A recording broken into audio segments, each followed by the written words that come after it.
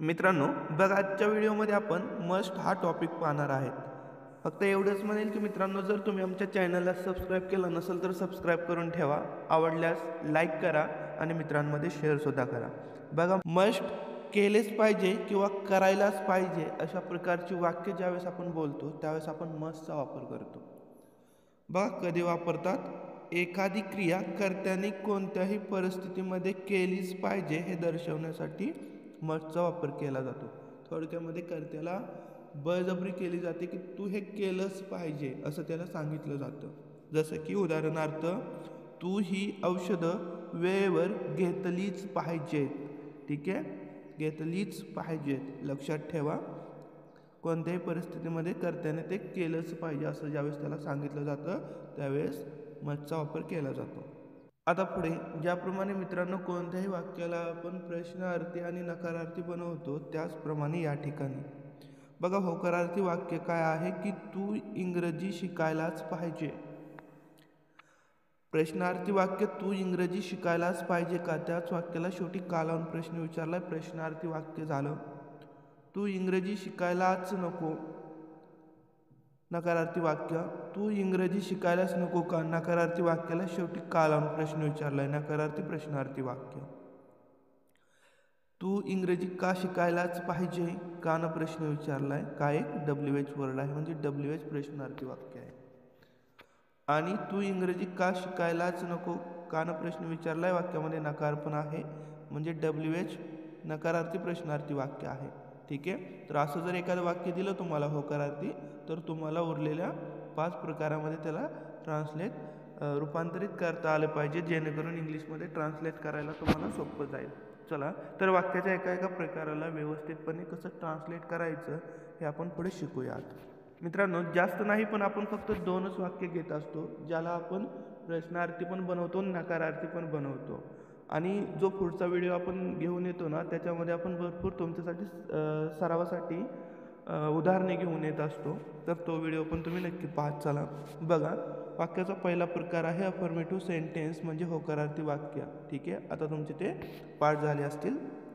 वाक्याचे 6 प्रकार कोणते असतात ते बघा. फॉर्म्युला काय? सुरुवातीला सब्जेक्ट लिहिणार, त्याच्यानंतर मस्ट लिहिणार, त्याच्यानंतर क्रियापदाचं पहिलं रूप म्हणजे V1, त्याच्यानंतर ऑब्जेक्ट आणि त्याच्यानंतर रिमाइनिंग सेंटेन्स.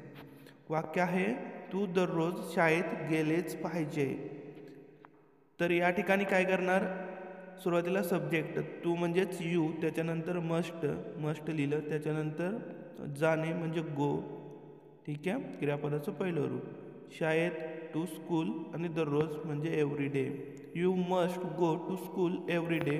तू दररोज शाळेत गेलेच पाहिजे. अशा प्रकारे पुढे बघा, पुढचं वाक्य आहे त्याने प्रत्येक रविवारी येथे यायलाच पाहिजे. तर बघा, यायलाच पाहिजे त्याच्यावरती बंधनकारक आहे असं आपण बोलतो. यायलाच पाहिजे, कोणत्याही परिस्थितीमध्ये कर्त्याने ते केलंच पाहिजे. तर बघा, त्याने सब्जेक्ट आहे म्हणजे ही येणार या ठिकाणी, त्याच्यानंतर मस्ट येणार, त्याच्यानंतर कम येणे म्हणजे कम क्रियापदाचं पहिलं रूप, त्याच्यानंतर येथे म्हणजे हेअर, त्याच्यानंतर प्रत्येक रविवारी every Sunday. He must come here every Sunday. त्याने प्रत्येक रविवारी येथे यायलाच पाहिजे. अशा प्रकारचं वाक्य आहे. ठीक आहे, तर अफर्मेटिव्ह सेंटेन्स म्हणजेच होकारार्थी वाक्य तुम्हाला समजले असतील. काही समजलं नसेल तर नक्की कमेंट बॉक्समध्ये विचारा. पुढे बघा, पुढचा वाक्याचा प्रकार आहे इंटरोगेटिव्ह सेंटेन्स म्हणजेच प्रश्नार्थी वाक्य. मित्रांनो, हे वाक्य ट्रान्सलेट करत असताना सुरुवातीला फक्त आपल्याला मस्ट लिहायचं असतं, जे की आता आपण या ठिकाणी पाहिलं. बघा, या ठिकाणी काय पाहिलं? सब्जेक्ट नंतर आपल्याला मस्ट लिहायचं असतं. सब्जेक्ट आणि त्याच्यानंतर मस्ट लिहितो.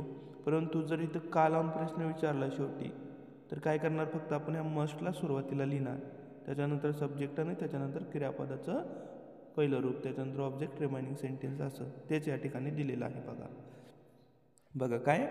मस्ट सुरुवातीला, त्याच्यानंतर सब्जेक्ट, त्याच्यानंतर क्रियापदाचं पहिलं रूप, ऑब्जेक्ट आणि रिमाइनिंग सेंटेन्स लिहून प्रश्नचिन्ह. वाक्य कसं आहे बघा, तू दररोज शाळेत गेलेच पाहिजे का? का लावलं शेवटी. सुरुवातीला मस्ट लिहिणार, मस्ट लिहिलं, त्याच्यानंतर सब्जेक्ट काय? तू म्हणजेच यू, त्याच्यानंतर क्रियापदाचं पहिलं रूप जाणे म्हणजे गो, त्याच्यानंतर शाळेत म्हणजे टू स्कूल आणि दररोज म्हणजे every day. Must you go to school every day. तू दररोज शाळेत गेलेच पाहिजे का? पुढचं वाक्य आहे बघा, त्याने प्रत्येक रविवारी येथे यायलाच पाहिजे. तर बघा सुरुवातीला मस्ट, त्याच्यानंतर सब्जेक्ट, त्याने सब्जेक्टिव्ह प्रोनाऊन म्हणून आले, म्हणजे या ठिकाणी ही घेणार आपण. त्याच्यानंतर येणे म्हणजे कम, क्रियापदाचं पहिलं रूप. त्याच्यानंतर येथे म्हणजे हिअर, आणि प्रत्येक रविवारी म्हणजे एव्हरी संडे.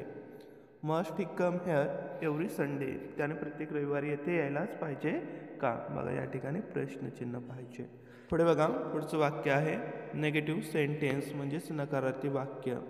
बघा हे वाक्य ट्रान्सलेट करत असताना सुरुवातीला सब्जेक्ट लिहायचं, त्याच्यानंतर मस्ट, त्याच्यानंतर नॉट, सब्जेक्ट नंतर 3 नंबरला नॉट, त्याच्यानंतर क्रियापदाचं पहिलं रूप, त्याच्यानंतर ऑब्जेक्ट आणि त्याच्यानंतर रिमाइनिंग सेंटेन्स. बघा मस्ट आणि नॉटला एकत्रित करून पण तुम्ही लिहू शकता. त्यावेळेस कसं बनतं? मस्टंट असं बनतं. बघा मस्टंट. पुढे आपण त्यालाच घेऊया. या वाक्यात फक्त वेगवेगळं करून शिकूया. बघा तू दररोज शाळेत जायलाच नको. तर बघा वाक्य पाहिलं आपण. तर या ठिकाणी सब्जेक्ट आहे तू म्हणजे यू, त्याच्यानंतर मस्ट, त्याच्यानंतर नॉट, त्याच्यानंतर क्रियापदाचं पहिलं रूप गो, त्याच्यानंतर शाळेत म्हणजे टू स्कूल, आणि दररोज म्हणजे एव्हरी डे आणि full stop. You must not go to school every day किंवा you mustn't go to school every day, अशा प्रकारे. पुढे बघा पुढचं वाक्य आहे त्याने प्रत्येक रविवारी येथे यायलाच नको. त्याने म्हणजे ही, त्याच्यानंतर मस्ट, त्याच्यानंतर नॉट, त्याच्यानंतर क्रियापदाचं पहिलं रूप येणे म्हणजे कम, त्याच्यानंतर येथे म्हणजे हिअर, त्याच्यानंतर प्रत्येक रविवारी एव्हरी संडे आणि फुल स्टॉप.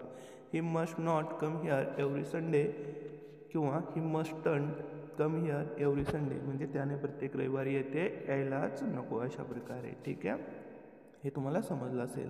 पुढे बघा पुढचा वाक्याचा प्रकार आहे नेगेटिव्ह इंट्रोगेटिव्ह सेंटेन्स म्हणजे नकारार्थी प्रश्नार्थी वाक्य. हे वाक्य ट्रान्सलेट करत असताना सुरुवातीला मस्ट लिहायचं, त्याच्यानंतर सब्जेक्ट, त्याच्यानंतर नॉट, त्याच्यानंतर क्रियापदाचं पहिलं रूप, त्याच्यानंतर ऑब्जेक्ट आणि त्याच्यानंतर रिमाइनिंग सेंटेन्स लिहून प्रश्न चिन्ह. ठीक आहे, किंवा तुम्ही मस्ट आणि नॉट याला एकत्र पण लिहू शकता, मस्टंट असं. ठीक आहे, मस्टंट लिहिलं तर सुरुवातीला सब्जेक्ट, त्याच्यानंतर क्रियापदाचं पहिलं रूप, ऑब्जेक्ट आणि रिमाइनिंग सेंटेन्स. बघा तू दररोज शाळेत यायलाच नको का? नकारार्थी वाक्य आहे, फक्त शेवटी का लावलंय बघा.